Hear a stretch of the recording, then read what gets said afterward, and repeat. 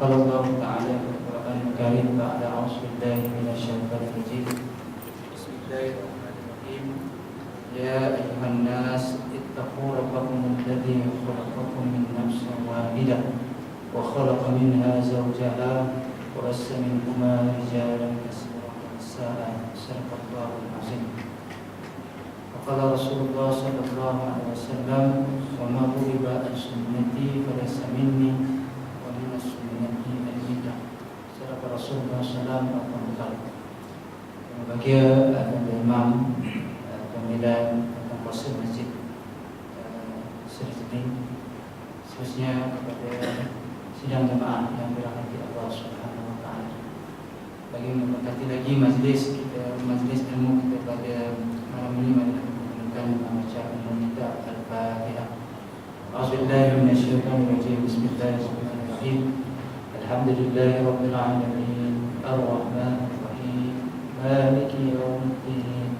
Iyyaka na'budu wa iyyaka nasta'in. Ihdinas siratal mustaqim.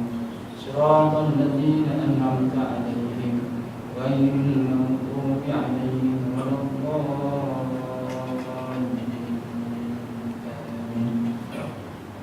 Senang jemaah yang dirahmati Allah Subhanahu wa taala, alhamdulillah syukur kepada Allah Subhanahu wa taala kerana dengan hidayah dan taufiknya dapat kita sama-sama hadir ke rumah Allah Subhanahu wa taala untuk sama-sama kita melaksanakan kewajiban kita terhadap Allah Subhanahu wa taala yang nak tak nak apa keadaan sekalipun kita kena laksanakan, kita kena tunaikan. Mana yang Allah sebut dalam surah An-Nisa ayat 103, Allah sebut innas salata kanat faqimus salat innas salata kanat 'alal mu'minina kitaban mawquta. Ya, maka hendaklah kamu mendirikan salat kesembahyang. Innas salata kanat 'alal mu'minina kitaban mawquta, maknanya difardukan ke atas kamu untuk mendirikan salat mengikut waktu-waktu yang telah ditetapkan. Mawquta. Ayat tersebut tentang waktu ni kita tak boleh lari lah. Kita tak boleh lari daripada sejarah Rasulullah sallallahu alaihi wasallam yang menceritakan tentang bilanya kewajipan ataupun fardu untuk kewajipan untuk bersolat ini, fardu untuk solat ini diberikan ke atas kita, khususnya kepada Rasulullah SAW dan diteruskan oleh umat Muhammad sallallahu alaihi wasallam. Kalau kita lihat dalam sirah, dalam sejarah, berlakunya peristiwa Isra dan Mi'raj, di mana Rasulullah SAW dijemput oleh Allah, dijemput oleh Allah. Bukan semata-mata Nabi itu naik berjumpa dengan Allah, tapi dijemput oleh Allah Subhanahu wa taala untuk Rasulullah naik berjumpa dengan Allah, bertemu dengan Allah semata-mata nak berikan satu kefarduan yang amat besar. Kalau dia ibadah-ibadah yang lain tu Allah berikan semua waktu Nabi berada di bumi lah. Puasanya, zakatnya, haji dan sebagainya, waktu Nabi berada di bumi. Tapi dalam bab solat, betapa besarnya solat ini, Allah jemput Nabi. Allah jemput Rasulullah SAW naik berjumpa dengan berjumpa di Sidratul Muntaha adalah semata-mata untuk memberikan satu kewajipan, satu amanah kepada kita umat Nabi untuk menjalankan sampailah pada hari kiamat. Yang kita tahu bahawa solat ini merupakan satu perkara yang kita akan ditanya, disoal, dihisap yang pertama sekali. Setelah solat dihisap, dihitung dan sebagainya, barulah amalan-amalan lain. Oleh itu tuan-tuan dan puan di Allah SWT, kita harus bersyukur kepada Allah SWT. Kita di antara orang yang Allah beri kekuatan kepada kita, petunjuk kepada kita untuk kita laksanakan solat. Dan yang terbaik Allah pilih juga kita untuk kita duduk dan terbaik datang hadir ke rumah Allah ini untuk sembahyang maghrib secara berjamaah. Dan yang ketiga, Allah pilih kita lagi untuk kita duduk antara maghrib hingga isyak untuk sama-sama kita mendengar majlis ilmu, pengajian. Mudah-mudahan di situ kita akan mendapat maghfirah daripada Allah Subhanahu wa taala. Tuan-tuan dan sidang jemaah yang dirahmati Allah Subhanahu wa taala, bila sebut dalam menuntut ilmu, tuan-tuan, saya teringat hadis yang biasa kita dengar, hadis yang kita biasa kita baca, kita belajar. Ya, dalam kitab-kitab hadis ni banyak. Ya, kebanyakan dia akan sebut. Ya, dalam kitab apa, Riyadhus Shalihin, ya, Matlab Badrin. Ya, lepas tu di kitab apa, dalam disebut dalam apa ni, Mustika Hadis, ya, hadis 40 dan sebagainya. Ya, yang disebut talibul ilmi fardhu ala kulli muslim. Difardukan setiap muslim itu difardukan adalah untuk menuntut ilmu. Ada sebab menuntut ilmu ni tuan-tuan, kita kena fahamlah. Kalau ikutkan dalam hadis diterangkan menuntut ilmu dia ilmu agama. Ya, walaupun ilmu itu banyak, tapi khususnya paling penting ilmu agama untuk kita tuntut. Supaya nanti bila kita faham agama, baru kita beramal dengan amalan yang terbaik yang sebagaimana yang Nabi ajarkan kepada kita. Ya, sebagaimana Nabi sebut dalam bab salat, sallu kama ra'aitumuni usalli. Sebenarnya kamu sebagaimana kamu lihat aku sembahyang. Ilmu itu. Ya, mudah-mudahan ya kita golong orang-orang yang Allah sebut ya dalam Quran, orang yang sentiasa berilmu dan sentiasa berfikir dengan apa yang Allah berikan kepada kita, insya-Allah. Tuan-tuan dan saudara jemaah yang Allah Subhanahu Wa Taala, ya, insya-Allah kita akan sambung balik ya pengajian kita, iaitu dalam kitab Munakahat yang membincangkan dalam yang menggunakan kitab Fiqh Islam wa Adillatuh yang dikarang oleh Dr. Wahbah Zuhaili. Ya, tapi yang kita baca dalam bahasa Melayu lah. Ya, pada bahasa Arab tu ada banyaklah. Ya, jadi nak senang faham baca dalam bahasa Melayu, insya-Allah. Ya, tuan-tuan yang dirahmati Allah, kita lakukan minggu lepas kita dah sentuh minggu lepas ya, kita sentuh tentang adakah perkahwinan itu dianggap satu ibadah. Ya, mana para ulama membahaskan, membincangkan. Ada setengah ulama mengatakan bahawa perkahwinan itu adalah ibadah. Tapi dalam ulama Syafi'i kebanyakan, terutama ulama Syafi'i mengatakan perkahwinan itu bukan semuanya ibadah. Bukan semua ibadah. Sekiranya perkahwinan itu hanya semata-mata kerana nafsu. Kerana nafsu saja, maka dia tidak dianggap sebagai ibadah. Tapi kalau dia berkahwin itu adalah semata-mata kerana Allah, ya, untuk dapatkan keridhaan Allah Subhanahu Wa Taala, dan tuntutan Allah dan sunnah Nabi, maka dia dikira sebagai ibadah. Ya, itulah yang ketiga ya. Disebut yang ketiga, sekiranya seseorang itu tidak berminat untuk berkahwin, di samping dia tidak mempunyai persediaan material dan fizikal, hukumnya adalah makruh jika dia tetap berkahwin. Mana kalau seorang, khususnya seorang lelaki itu, seorang lelaki itu kalau dia tak cukup, tak mampu dari segi material, mana material dari segi kemampuan dia, kewangan dia. Kalau saya kahwin zaman sekarang ni, kahwin tuan-tuan nak kahwin banyak guna apa? Guna duit. Agak-agak lah tuan-tuan, kalau buat guna kahwin tu agak-agak berapa lah kita guna zaman sekarang? 10,000 cukup tuan-tuan? Tak cukup ya. Hampir-hampir 20,000 jugalah.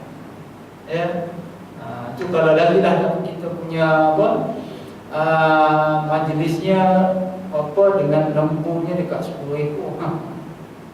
10 ekor dah lebih daripada 2 tu. Sekarang seekor berapa kan?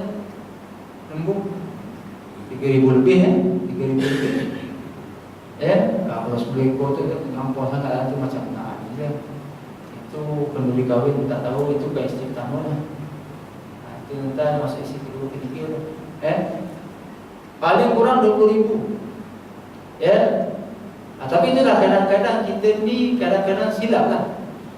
Bila kita fikir bila nak buat wali batu urus tu, dan kalau ikut betul-betul tuan-tuan, sunnah ni kepada siapa buat wali mahal?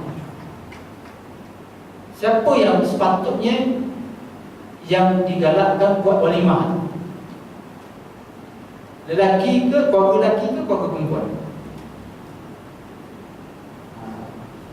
Sunnahnya keluarga yang terbaiknya adalah pada pihak lelaki, ya, untuk walimah. Tapi zaman sekarang kita lebih kepada apa? Yang perempuan. Tapi kalau ikut sunnahnya adalah pada lelaki. Lelaki lah kena buat walimah. Perempuan tak buat walimah tak apa, tak masalah. Tapi adat kita, khususnya orang Indonesia, khususnya kita orang Melayu ni, Adatnya kalau pihak lelaki tak buat tak apa, perempuan tak buat macam seolah-olah aib pula. Perempuan kalau cantik ni hanya istiharkan yang dia dah berkahwin. Istiharkan. Itu digalakkan kalau boleh nikahnya di Korea, di tempat kita, di mana kita tinggal. Itu yang digalakkan. Boleh nak nikah di mana-mana, tak ada masalah. Tapi untuk mengelakkan fitnah yang berlaku, tiba-tiba datang balik-balik nampak dah berdua je kan. Ni bila pula nikahnya, bila pula kahwin, tak pula dengar mendurinya, tak ada pula akad sampai, yang tak ada salaman rasanya kat rumah ni kan. Tak ada jumpa kan. Tapi kenapa pula ada dua orang ni naik motor sama je kan. Cek rupanya dah nikah. Nikahnya kat mana? Pejabat agama. Okey lah, dah nikah, dah cantik, dah nikah. Tapi sepatutnya seeloknya nikah di tempat dia tinggal, mana di mustautin, supaya orang apa? Orang tahu. Cuma nak bagi tahu, itu sebab Nabi sebut. Nabi sebut dalam hadis yang biasa kita dengar, ya ma'syara syabab man istata'a minkum alba'ah falyatazawwaj. Wahai pemuda, sekiranya kamu barang siapa yang mampu dari segi alba'ah. Kalau kita baca kitab Fiqhul Manhaji, dalam kitab Fiqhul Manhaji dia sebut alba'ah ini dua perkara. Mampu dari segi alba'ah ni maksudnya mampu dari segi nafkah zahir dan batin.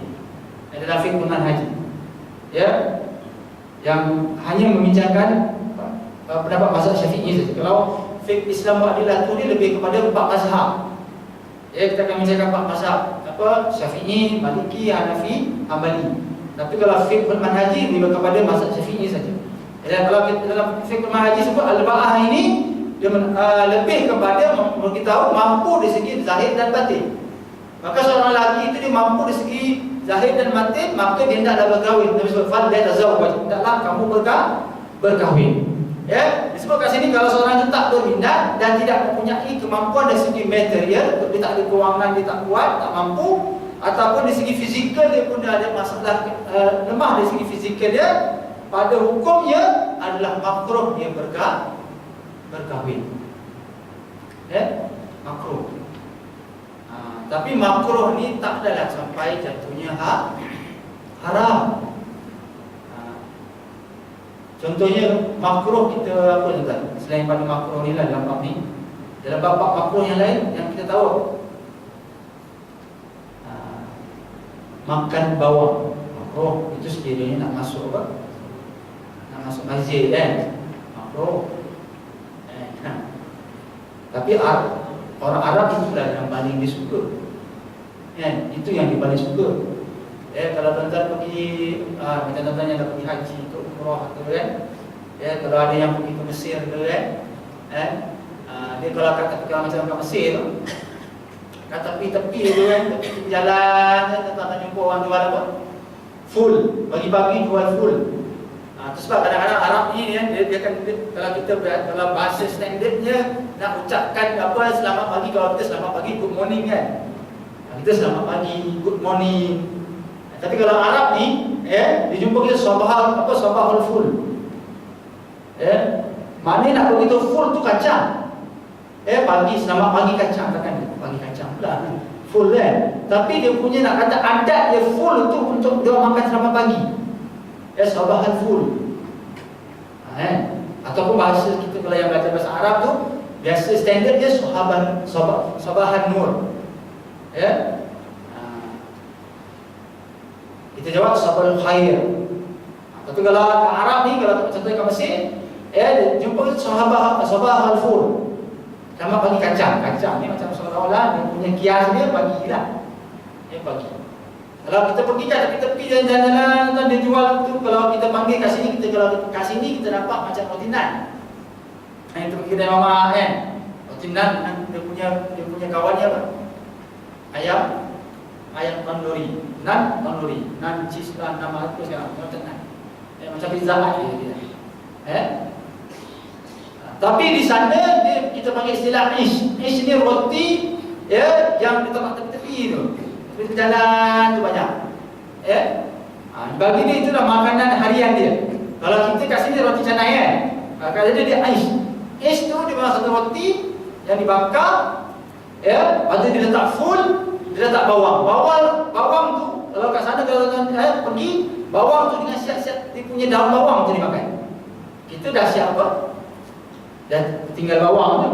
Dia siap ada dia punya tangkainya dengan daunnya dengan bawang sekali dimakan gitu. Itu dia punya apa? Rutin dia orang lah. Makanan kalau kita panggil makanan apa? Asasi dia orang lah.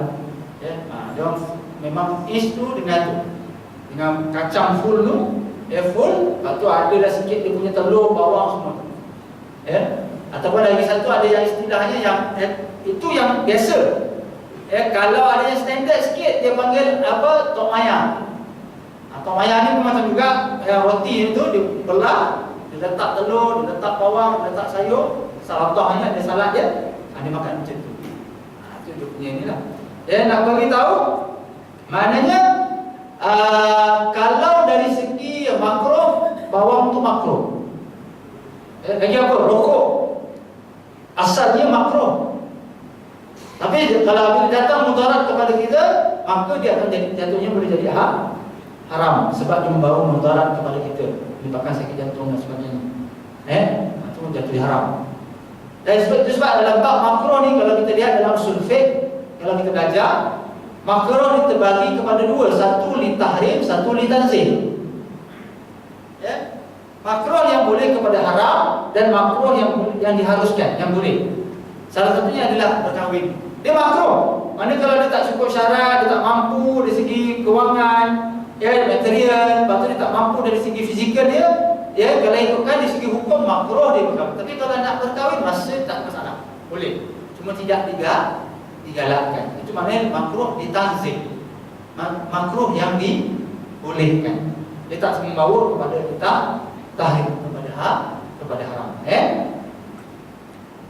Walau bagaimanapun sekiranya dia mempunyai persediaan tetapi tidak berminat untuk berkahwin, maka hukumnya tidak makruh. Dia tidak berminat tapi dia ada dari segi persediaan material dan fizikal, maka dari segi hukum dia tidak ada masalah, bukan jatuh hukum makruh. Dia boleh berkahwin. Ulama Zahiri pula berpendapat bahawa dalam keadaan yang biasa, normal, perkahwinan merupakan fardu bagi orang-orang yang mampu. Ini ulama Zahiri. Zahiri ini dia kalau ikut tuan-tuan yang kita belajar, yang kita kenal, yang istilahnya popular, familiar, 4 mazhab. Ada 4 mazhab. Mazhab Syafi'i kitalah. Lagi mazhab Hanafi, lagi mazhab Maliki, dan yang keempat mazhab Hanbali. Ini 4 yang kita biasa kita tahulah, yang kita belajar. Tapi ada juga dipecah kepada Zahiri. Ini dia tak popular sangat, tapi dia ada keluarkan pendapat juga. Yang 4 ni dia lah. Sebab kalau tuan-tuan pergi Mesir, kalau saya belajar di sana lah itu sebab saya cerita Mesir ya. Kalau kita pergi Mesir, tuan-tuan akan jumpa satu masjid dipanggil Masjid 4 Mazhab.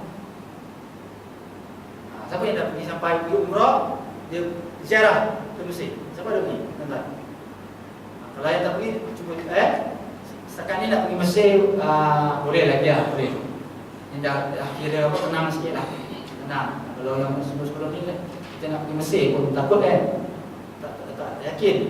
Jadi baru-baru ni Jaiz dengan Jaiz Maiz zakat termasuk atas silap saya Menteri Besar dengan Datuk Yunus. Kita punya apa YB kita, YB Datuk Yunus kita ni merupakan exco agama. Maka dia pergi ke sana tengok pelajar-pelajar, khususnya pelajar Selangor lah di Mesir.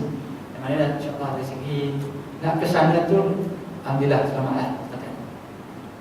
Kalau kita pergi ke Mesir, kita satu Masjid Azhar lah. Kita akan ke Masjid Azhar.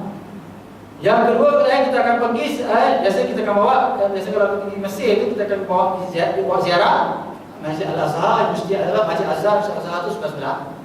Masjid Azhar, Masjid Azhar sebelah-sebelah.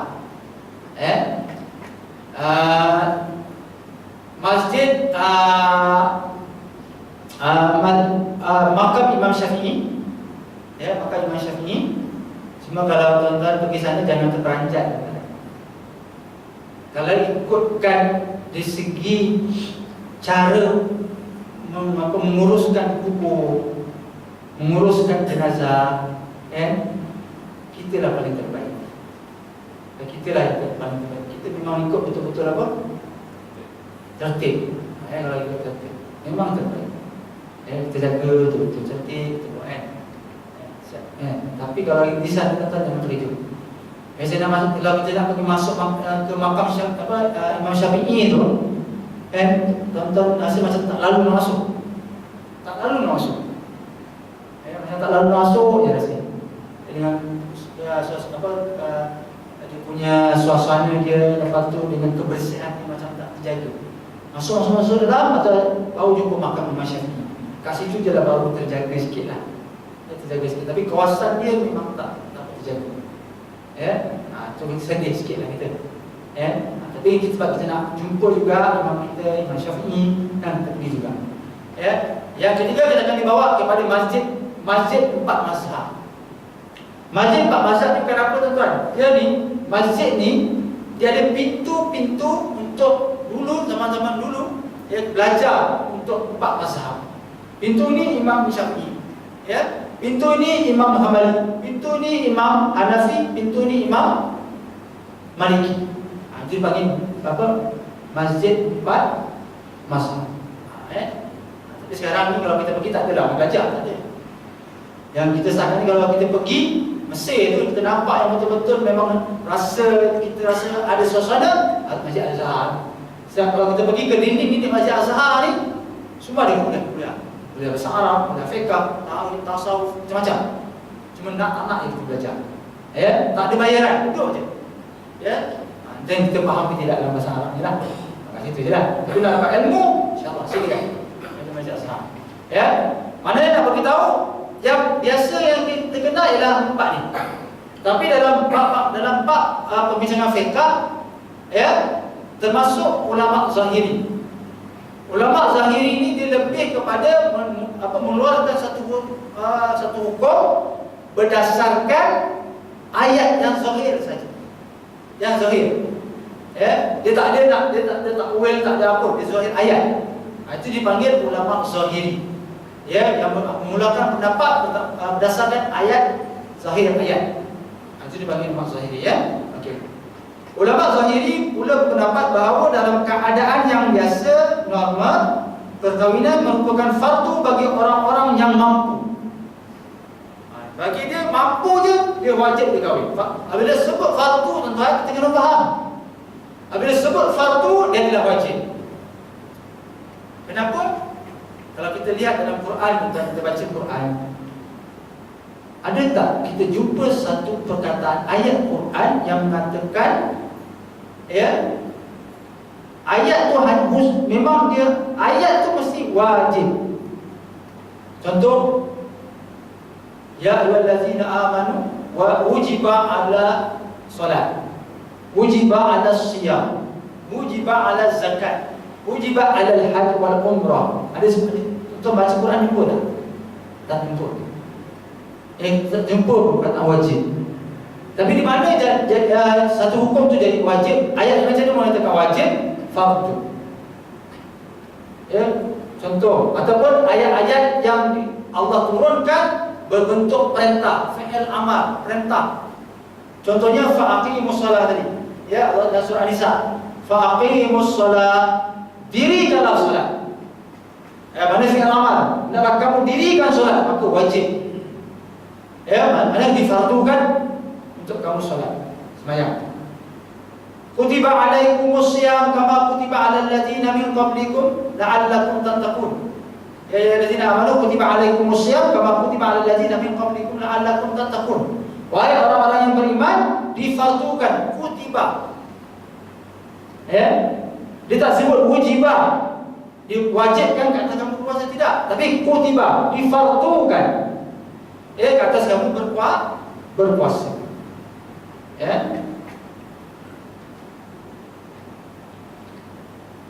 Begitu juga dalam wal haji wal umrah lillah, ya. Menyuruh haji dan umrah pun disebut difardukan. Ya, mana kalau ulama saya mengatakan bila sebut fardu, ya dia mampu maka fardu wajib dibuat. Dia tidak makruh, dia tidak sunat, mana bagi dia fardu. Mana dia nak dia kena berkahwin. Ada ulama saya. Ini berdasarkan maksud yang zahir dah, ada ulama zahir. Berdasarkan maksud ayat yang zahir daripada ayat-ayat Quran dan hadis-hadis yang baru saja dinyatakan di atas. Tengok. Ulama zahiri dia akan ambil ayat dengan hadis. Yang zahir tu dia terus tak ada nak fikir-fikir sama ada makruh ke, sunat ke, wajib ke tak. Ya, dia terus ayat tu terus wajib. Berdasarkan ayat dan zahir hadis. Contoh dia bagi faqihu ma qabalakum minan nisa. Surah An-Nisa ayat 3. Maka berkahwinlah dengan siapa yang kamu berkenan dari perempuan-perempuan yang lain. Pada itu. Ya, faqihu ma qabalakum minan nisa. Maka hendaklah kamu berkahwin. Sepatutnya faqihu tu kalau kita lihat faqihu tu boleh membawa kepada harus. Ini ayat untuk disuruh kita berpoligami. Kalau kita faqihu ma qabalakum minan nisa masna wa sulasa wa ruba', ayat tu. Ayat poligami tu untuk berpoligami. Maka faqihu ma qabalakum minan nisa, ya, kalau ikut tafsirannya lebih kepada hukumnya harus. Seorang lelaki itu berkahwin 2, 3 dan 4. Dia harus hukumnya, bukan wajib. Tapi kalau ulama zahiri dia mentafsirkan, dia membuatkan hukum ini adalah wajib. Seorang itu berkahwin 2, 3 dan 4. Ada wajib tuan-tuan. Senang kita. Kalau wajib, tak boleh orang nak pertikaian lagi lah. Ini kalau orang-orang yang nak ambil kesempatan, dia akan gunakan dalil apa? Pendapat ulama zahiri. Kalau orang-orang yang nak gunakan kesempatan, ini ulama zahiri boleh. Tak apalah, kita tak ambil lah Syafi'i ke Ahmadi, tapi kita gunakan pendapat apa? Zahiri. Berdasarkan zahir ayat. Okey. Ayat yang seterusnya wa anqihul ayyama minkum. Surah An-Nur ayat 32. Apa maksud dia? Dan kawinlah orang-orang bujang lelaki dan perempuan dari kalangan kamu. Kawinlah. Bila suruh kawin je fardu, wajib. Dia tak ada nak cakap apa-apa dia, wajib. Dalam hadis pula dia menterjemahkan macam mana? Hadis tata'amikum al-ba'ah fal yatazawwaj. Hadis yang saya baca tadi. Sesiapa yang mempunyai kemampuan maka hendaklah kahwin. Dia pegang tu je, mampu kahwin. Dia tak ada harus, tak ada makruh, tak ada sunat. Maka wajib kata sini. Itu zahir. Ya. Kesemua ayat Al-Quran dan hadis di atas memerintahkan supaya setiap orang berkahwin. Apabila ayat Al-Quran atau hadis didatangkan dalam bentuk arahan atau perintah, maka ia memberi erti perbuatan yang diperintahkan itu adalah wajib. Oleh itu perkahwinan merupakan perkara yang wajib. Itu ulama zahiri. Contoh yang pening ya. Ini pendapat ulama zahiri. Ya. Pendapat ulama zahiri walaupun telah ditolak. Ini kita nak baca kan. Ini kalau di universiti tu kan. Ya, kalau di universiti namanya kita belajar, kalau ambil bab syariah, kita dalam dia punya subjek tu dipanggil fiqhul muqarin. Hebat tuan-tuan ni. Mana kalau kita habis belajar tuan-tuan, tuan-tuan dah boleh dapat ijazah. Kalau kita belajar betul-betul kalau di universiti kita sebut ni, apabila kita belajar dalam membincangkan pendapat mazhab, lepas tu ada yang rad, yang menolak, apa hujah dia dalam subjek ataupun kita punya modul tu fiqhul muqarin, fiqh perbandingan, membincangkan pendapat mazhab, dan kita ambil yang paling disepakati ya. Mana tak semua, sebab kalau kita lihat, kalau kita baca fiqh ni tuan, kadang-kadang kita pening. Kalau kita tak betul-betul memahami lah. Bukan semua yang ulama sepakat, yang bukan yang katakan apa pendapat yang disepakati itu Bukan semua mazhab Syafi'i, tak. Ada setengah-setengah bab ataupun hukum kadang-kadang yang disepakati itu, ya, Hambali, Maliki dan Hanafi, ya, yang disepakati semuanya. Maksudnya Syafi'i tidak disepakati. Tapi kita dari segi isu kita, dalam keadaan kita, wakil kita di Malaysia ini, dalam apa sekalipun kita berpegang kepada apa? Syafi'i. Itu kena jelaslah. Situ tuan-tuan